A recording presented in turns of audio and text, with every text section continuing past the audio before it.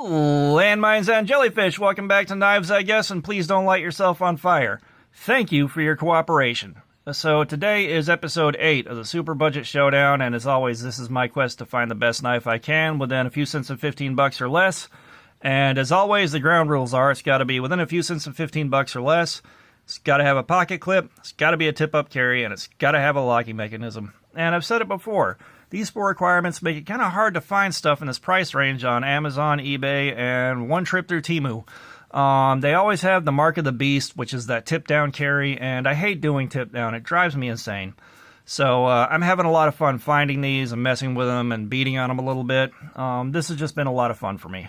But today, we're going in on the Camillus wedge, and this thing set me back $13.99 on Amazon, and for that $13.99, I got fiber-reinforced nylon scales. I've got a flipper tab, it's on bearings, so it snaps open real nicely. That detent's very good. I've got a 2.5-inch blade, and it's a 420 series steel with Camillus's titanium coating, whatever that market wanketeering means.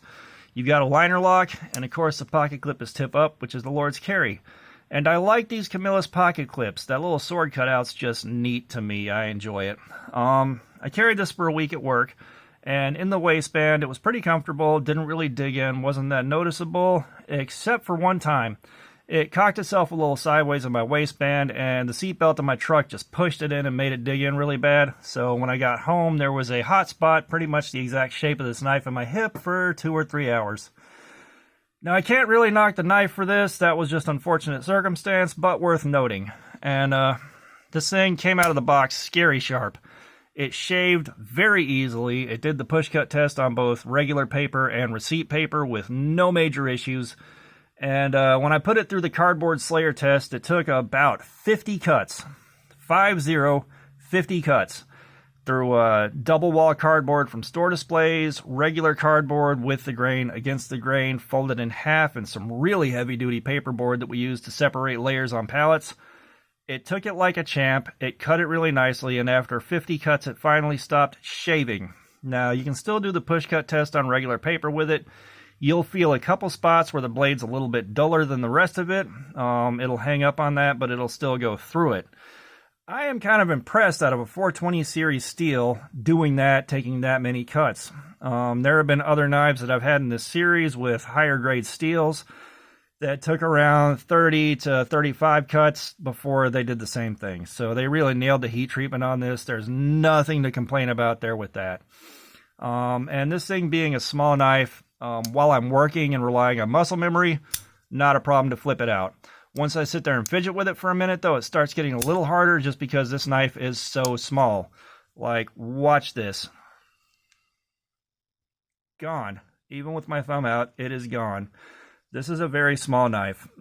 This makes it good for a spare knife thrown in the console of your car, thrown in your toolbox, thrown in your tackle box. It's a really good extra knife just in case you forget one, or you need something cheap so you don't use one of your nice knives on a heavier, nastier cut. You know, that kind of thing, abuse and abandon. But where does this put this in terms of the competition? Well, this one takes a nice, solid 5th place. This beats out the other Camillus, even though I like carrying this more because of how flat it is and how nicely broken down all these edges are. Just because this has no detent. It just has nothing. You have to flick it pretty hard to get it to open off of the flipper tab. The thumb stud's in a sublime spot for it, so that kind of makes up for it, but it's just that lack of a detent because I infinitely prefer the flipper tab, especially going off just muscle memory alone. So this 5th place is honest. It just works better as far as the flipper tab's concerned, and that's where that deal breaker was for me on this. And of course, if you remember, this one just dug in and felt nasty in the waistband.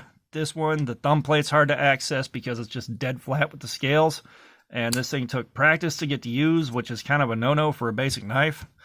And, you know, these guys just did everything really well, especially these 3 right here. And this one has a little bit of personality, the aesthetics, not a whole hell of a lot. But, you know, that's where it landed, an honest 5th place in the middle of this pack right here. And, of course, this is also bringing us closer to the season finale of the Superbudget Showdown. Season 1 is almost over. We have got 2 knives left to go. And then we'll retire Superbudget Showdown for a little while and then bring it back with a new batch of knives. And I've already got some of those lined up and waiting.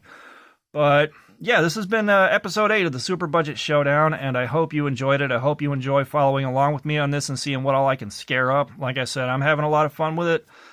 Thank you for the new subscribers. Thank you for the guys that are commenting and making this more enjoyable for me. And if you're not subscribed, please consider doing so. It will be awesome of you. I'm trying to get to 1,000 subscribers, and on the way there, we're going to look at giving some of this stuff away if people want them. And I think a lot of people like just a free knife, no matter what it is. But either way, thank you so much for watching. Y'all have a nice day.